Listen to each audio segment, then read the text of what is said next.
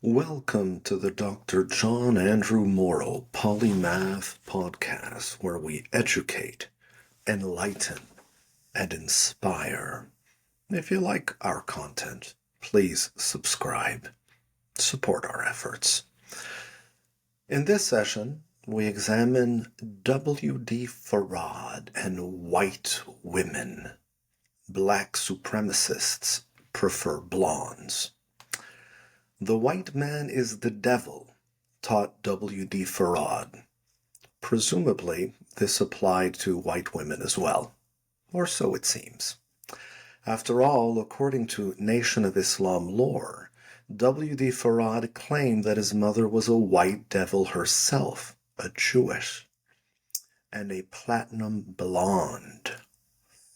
It was as if she was the fusion of a Jewish woman and a German woman from the Wolfenstein, the elite guards, the special SS squads of the Nazis. This composite woman, his mother no less, embodied both hatred and lust, a concept that would have fascinated Sigmund Freud and Carl Jung, the founding fathers of psychoanalysis.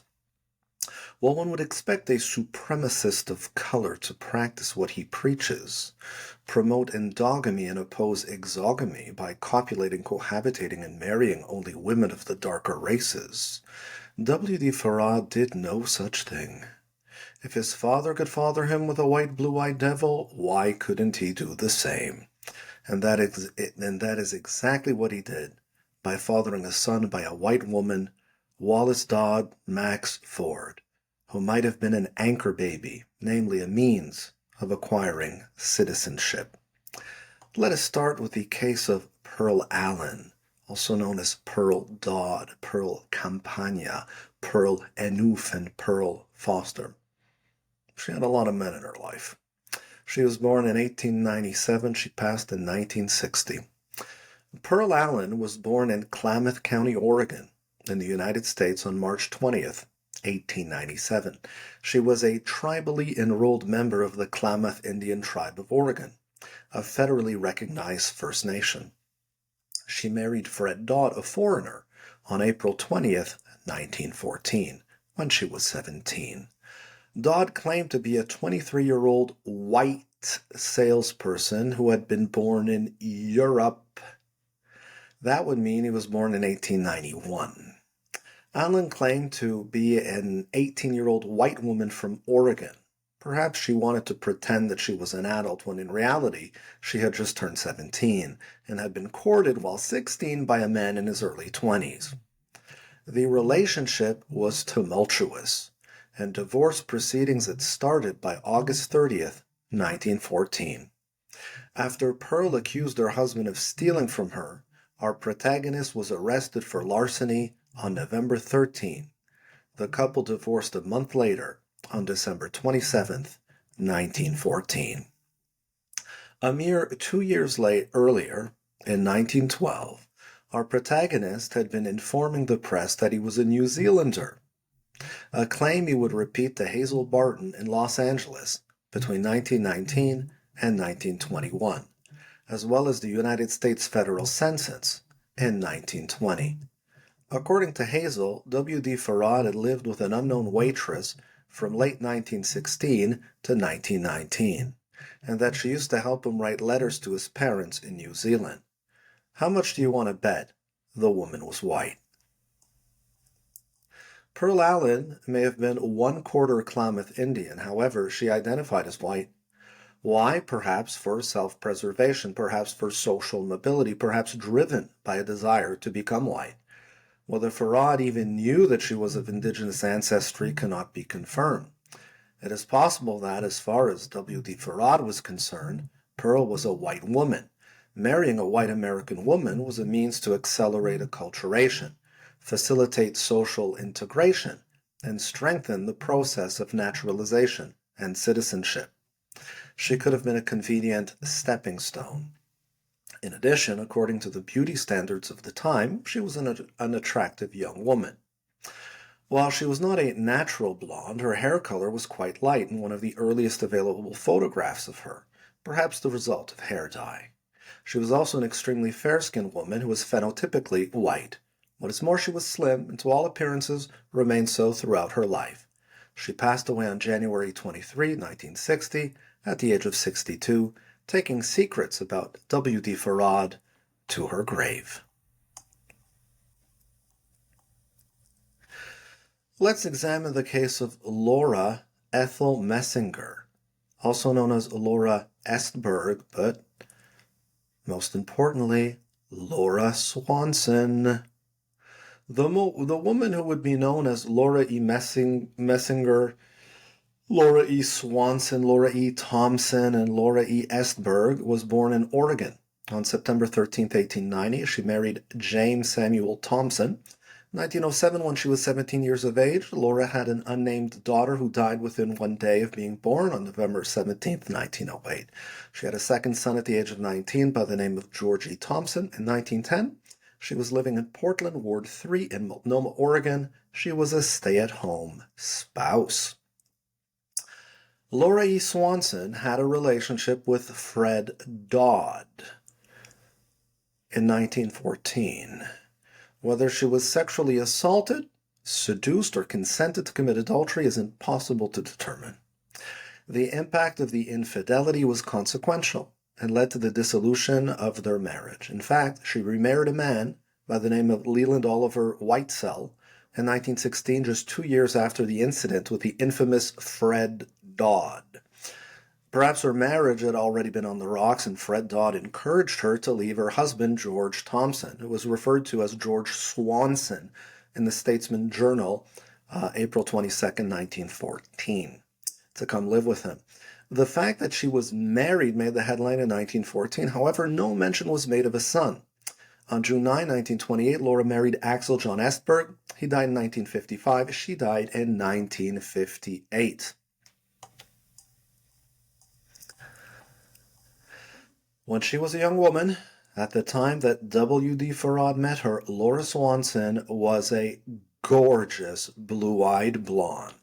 She was as white as virgin snow. Who could blame W.D. Farad for falling for such a pretty face? After all, as much as people would come to call him God, he was only a man. Laura was exotic to him, he was exotic to her. Problem is, of course, Laura Swanson was married to another man. Solution was simple: leave your husband and come live with me. Farad, it would seem, had no qualms when it came to interracial out-of-marriage relationships. If most Americans find cohabitation acceptable in our times, in the early 1900s, it was highly atypical and seriously frowned upon. W.D. Farad did not have the morals of a religious Muslim man of the period. He was more liberal and liberated than the white Christian devils he would relish to lambast in years to come. When Laura's fling with the foreigner came into the forelight, she cried rape and coercion instead of adventurous seduction and adultery. Whether she told the truth or whether Farad told the truth cannot be ascertained with certainty. Women at the time were rarely believed even when they were the victims. In fact, quite often, even when they were victims, they were accused of having provoked the rapists. The guilt and shame were passed on to them. In her case, Fred Dodd was found not guilty because Laura Swanson had wantonly separated herself from her husband, and that she did not cry for help as a person in her circumstance would be aroused. This is false. In fact, according to numerous studies, women are paralyzed by fear, which explains why many rape victims do not resist. Only a minority of them scream, fight, or flee. Even if Laura Swanson consented to, or even initiated the relationship with Fred Dodd, the not-so-tall but nonetheless dark and handsome foreigner, she could easily have cried foul when confronted by her jealous husband.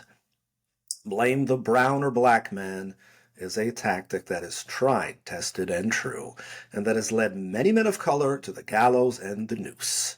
Fred Dodd was fortunate. They didn't string him up. They could have.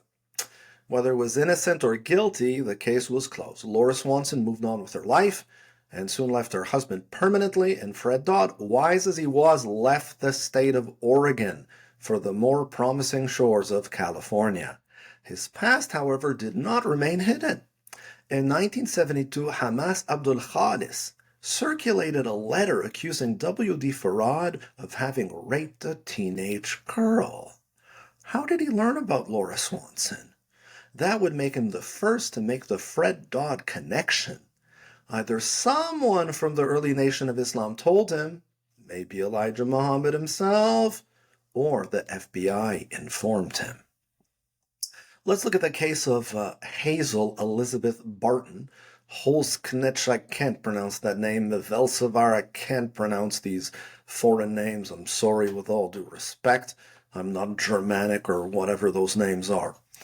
Fred Dodd, who would become W.D. Farad, moved to Los Angeles in 1913 after having lived in Oregon. Curiously, a man by the name of Wally D. Ford made a $1 donation to the National Defenders Yuletide Fund in 1917, the equivalent of $25 in 2025.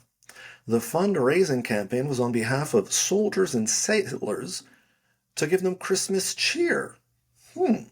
According to the Los Angeles Evening Express, there were 12,000 brave Southland lads now under arms. Very interesting. In any event, W.D. Farad, then going by the name of Wallace Dodd Ford, was living in sin with Hazel Barton from approximately 1919 until 1921. She was a white woman with dark eyes. Her hair color is more difficult to determine. She had dark hair in her older years, probably the product of hair dye. However, the blonde hair she sported when she was a young woman and the common law wife or partner of W.D. Farad was platinum blonde, or blonde platine, which, along with jet black, were the most popular hair colors for women in the 1920s. Hazel Barton worked as a server or waitress at W.D. Farad's restaurant in Los Angeles. The cafe in question doubled as a drug hub, a bootlegging operation with Chinese connections.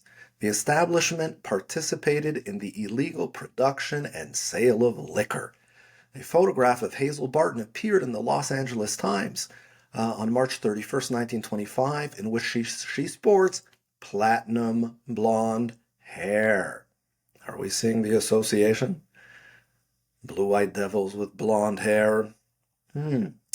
Someone had issues. Fatima Fanusi's claim that Farad was successful in veiling his Ahmadiyya connection by cultivating the persona of a petty criminal, con artist, or cult leader is unconvincing. No Ahmadi missionary would feel the need to hide his identity under the veil of criminality, going to the length of serving years in San Quentin, one of the most notorious prisons in the United States. He was just cultivating a criminal persona. He did hard time? I don't think so. Whether W.D. Farad introduced Hazel Barton to the criminal life or whether she already belonged to this underworld cannot be ascertained. What can be proven, however, is that she followed his example after they broke up. In fact, as Michael Mohammed Knight reveals, in 1925, Hazel Barton became the housekeeper for a convicted bootlegger, Shirley Wing. In Sacramento, Wing, like Farad, had used the restaurant as the front for his dealing. In 1921, authorities raided Wing's fashionable Chinese restaurant, Shanghai Lo, producing $6,500. That is nearly $100,000 in 2021 dollars in cocaine and morphine. During a 1925 drinking party with Clarence Earl Osborne and his wife Helen at Wing's house, Helen ingested poison and died. Police briefly held Hazel and the two men on suspicion of manslaughter, but released all three after determining that Helen, jealous of Clarence's attention to younger women, drank the poison to take her own life. Hazel moved in with Clarence later that year, and he in turn died within 6 months. Did Hazel kill her friend to steal her man? Did she then kill the man to take over his criminal operation? No wonder she was so tightly lipped when the FBI came to question her about W.D. Farad in 1957. She had every reason to believe that they might be after her. Curiously, she outlived all her husband's 4, if I'm correct. Something her relatives are tight-lipped about till this day. For some, she sounds like a white black widow. Whether or not that was the case, we see that W.D. Farad, Allah in person, was once again involved with a white devil.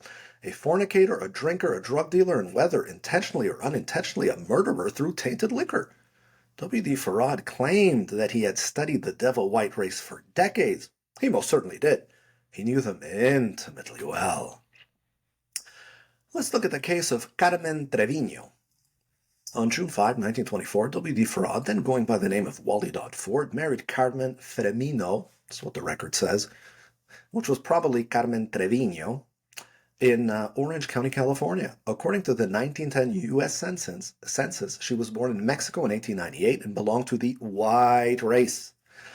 Although her marriage certificate listed her as Spanish, Mexicans, Hispanics, and Latinos were all considered white in California in the 1920s. How things have changed. For all intents and purposes, Carmen Trevino was a white woman. What a wonder it would be to find out more about this elusive woman, more details, and most of all, a photograph. Since the time she spent with W.D. Farad coincides with his convictions for bootlegging and morphine trafficking, it is possible that she wanted to distance herself from him as much as she could, in the same way that Hazel Barton did when presenting herself as a wholesome housewife when the FBI came to question her in 1957. Carmen died in 1931 at the age of 33, bringing many secrets to her grave. What was the cause of death? Was she a substance abuser herself? In fact, most hardcore heroin users die by the time they reach their 40s or 50s. Did she die of an overdose? Did she rat W.D. Farad out? Did she die of foul play shortly after W.D. Farad was released from San Quentin? One cannot presume to know, but these questions deserve answers. According to the Nation of Islam doctrine, which presumably traces back to W.D. Farad, blacks should only marry blacks. They should not copulate or procreate with white devils. White nationalists, purists, eugenicists, and supremacists would most certainly have agreed and celebrated such a teaching that helped preserve the purity of the white race. Of course, according to the autobiography of Malcolm X, many black men and other men of color take pride in conquering the white man's prize, the white woman. Call it reverse colonization via copulation. W.D. Farad may have married Pearl Allen and Carmen Trevino. However, he lived in a state of fornication with both an unknown waitress and Hazel Barton, and reportedly raped Laura Swanson, the blue-eyed blonde. This was the man who taught that white women were devils. And that's enough for today, and I can assure you, that's plenty.